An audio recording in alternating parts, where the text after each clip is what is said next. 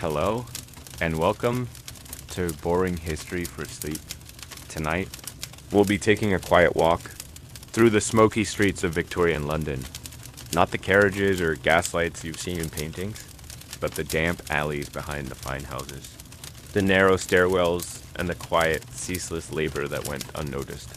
By those who slept in feather beds above, this is the story of steam, soap, and silence. You'll follow the rhythm of a woman's day, one of thousands, who made her living with her hands, a wash tub, and a back that never quite healed. We'll take our time. As your mind drifts, we'll explore the weary life of a washerwoman in 1860s London, before shifting gently into the stories, rituals, and contrasts of the world she inhabited. Let your body settle.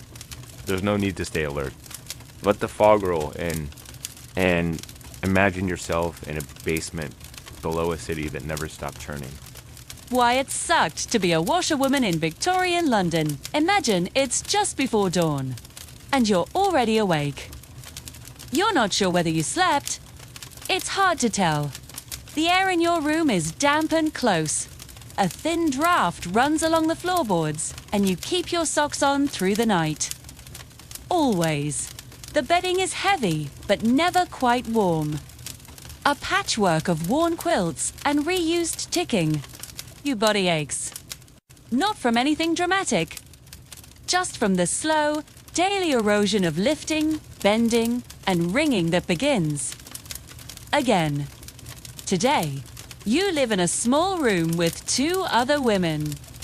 You share rent and water and silence. The coal stove clicks as it cools from last night's cooking. It will need to be lit again soon. Downstairs, through the narrow back door, is the washroom. That is your world. The sun has not yet risen, but already you move in rhythm. You wrap a shawl around your shoulders, always damp at the edges, and step out into the grey half-light of the yard. The stone is cold underfoot. In the corner is the copper boiler, a large soot-streaked vat built into a brick base. You crouch beside it and begin feeding in coal slowly. With care, sparks rise faintly into the chilly air. Britannia will take nearly an hour to heat. While it warms, you begin sorting the linens. Some belong to local families, others to the gentleman's house down the lane. Stiff collars, bed sheets, underthings, and fine handkerchiefs. You've come to know each household by the scent of their clothing, the soap they use, the perfume left in fabric. Some things are stained. Some are not. None of it is yours. Too. The rhythm of your day is not one of conversation, but of movement. You soak, scrub, boil, rinse. You beat the fabric with a wooden bat, fold it, hang it to dry on ropes strung across the low ceiling. You are never dry yourself. The floor is slick with runoff. Water drips from your elbows. Your hands are red, always red, from the lye soap. The cracks never heal. Your fingernails are soft at the edges from constant wet. The air inside the washroom is thick with steam and ash. The walls are streaked from years of it. You breathe through your mouth to keep from coughing. Occasionally, you pause. You lean against the edge of the table, listening to the muffled sounds of footsteps above.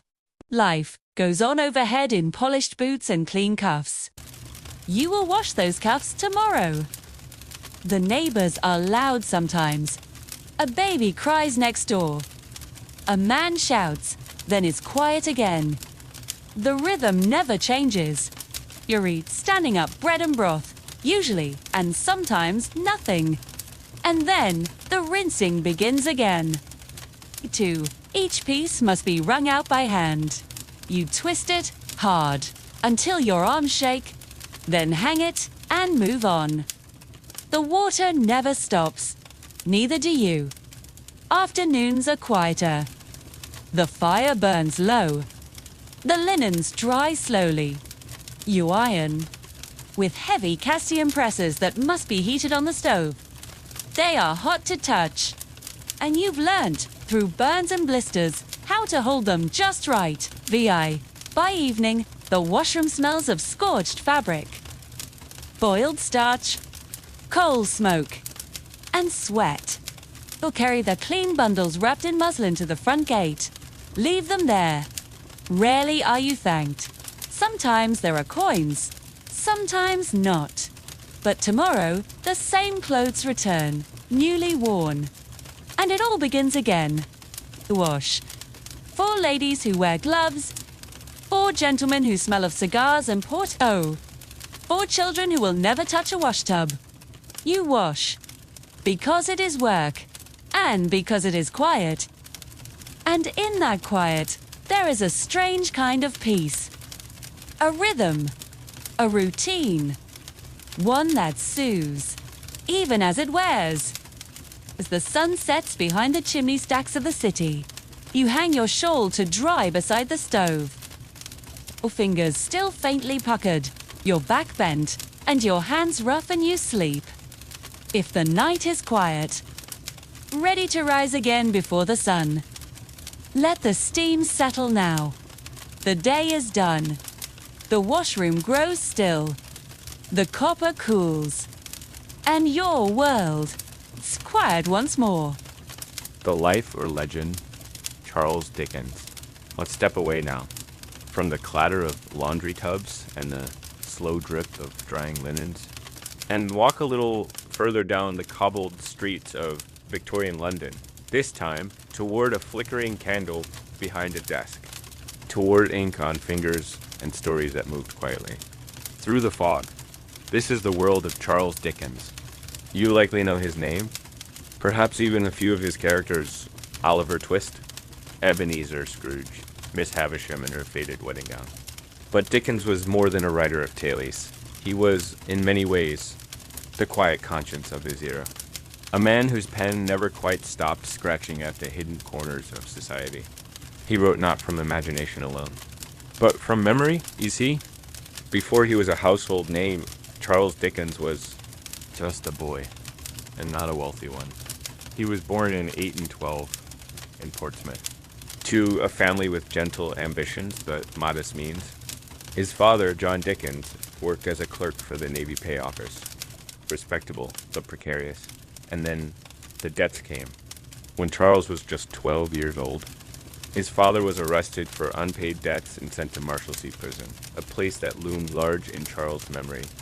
To survive, young Dickens was sent to work in a blacking factory, pasting labels onto bottles of boot polish. The building was dim, damp, filled with rats and the slow air of hopeless repetition. He worked alone, mostly, his hands raw, his heart quietly broken. This experience never left him. Later in life, he rarely spoke of it, and yet it found its way into nearly every story he wrote. In his novels, the shadows of factory smoke and silent suffering reappeared again and again. Children in workhouses, women worn down by endless labor, men crushed beneath the weight of debt and pride. His characters weren't fantasies. They were fragments of real people. When Dickens began to write professionally, the world took notice, not because his stories were thrilling, but because they were true. He wrote in serialized form, chapters published weekly or monthly, read aloud in parlors, workshops, and tenement rooms alike. People of every class waited for the next installment. Even the washerwomen. He didn't preach, but he showed what it was to live in a tenement, to beg for bread, to sit beside an empty fireplace. And he showed kindness too, in small, quiet gestures. A bowl of soup, a second chance. A change of heart in the final hour. Despite his fame, Dickens never forgot the rhythm of those darker years. He walked the streets at night, for hours, observing the world when it thought it wasn't being watched. He visited workhouses, attended court trials, wrote by gaslight until his ink ran dry. And though he lived comfortably later in life, his writing never left the fog behind. Dickens died in 1870. His books had reached across oceans, into the hearts of those who had never even seen London. and he was buried quietly in Poets' Corner at Westminster Abbey. But long after his death, the world he revealed lived on. Even now, when we picture Victorian London, we often picture his London, his alleys, his characters, his compassion, the stories of washerwomen and chimney sweeps, the slow sadness behind a smile, and the quiet dignity of those whose names were never written down.